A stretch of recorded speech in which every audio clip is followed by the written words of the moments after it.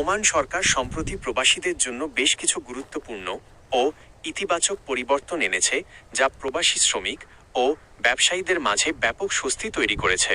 এই ঘোষণাগুলোকে অনেকেই যুগান্তকারী হিসেবে অভিহিত করছেন।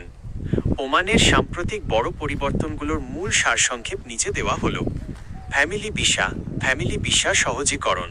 ওমান সরকার প্রবাসীদের জন্য পরিবার নিয়ে আসার নিয়ম অনেক শিথিল করেছে। আগে নির্দিষ্ট পরিমাণ উচ্চ বেতনের বাধ্যবাধকতা থাকলেও এখন তুলনামূলক কম বেতনের প্রবাসীরাও তাদের পরিবারকে ওমানে নিয়ে আসার সুযোগ পাচ্ছেন। 2. এনওসি প্রথার অবসান। প্রবাসীদের জন্য সবচেয়ে বড় স্বস্তির খবর ছিল নো অবজেকশন সার্টিফিকেট বা এনওসি প্রথা বাতিল করা। এর ফলে এক নিয়োগকর্তার অধীনে কাজ শেষ হলে প্রবাসী কর্মীরা অন্য কোম্পানিতে কাজ করার সুযোগ পাচ্ছেন। মালিকের অনুমতি ছাড়াই এখন আইনিভাবে নিয়োগকর্তা পরিবর্তন করা সম্ভব। 3. মালিকানা বা ইনভেস্টর ভিসা। ওমানে এখন প্রবাসীরা নির্দিষ্ট কিছু খাতে শতভাগ মালিকানায় ব্যবসা করার সুযোগ পাচ্ছেন। এছাড়া বড় বিনিয়োগকারীদের জন্য 5 বছর ও 10 বছর মেয়াদি দীর্ঘমেয়াদী রেসিডেন্সি কার্ড দেওয়ার ঘোষণা দেওয়া হয়েছে, যা আগে কল্পনা করাও কঠিন ছিল।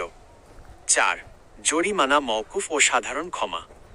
বিভিন্ন সময় ওমান সরকার অবৈধ হয়ে পড়া প্রবাসীদের জন্য দেশ ত্যাগের ক্ষেত্রে বড় ধরনের জরিমানা মওকুফ বা সাধারণ ক্ষমা ঘোষণা করছে।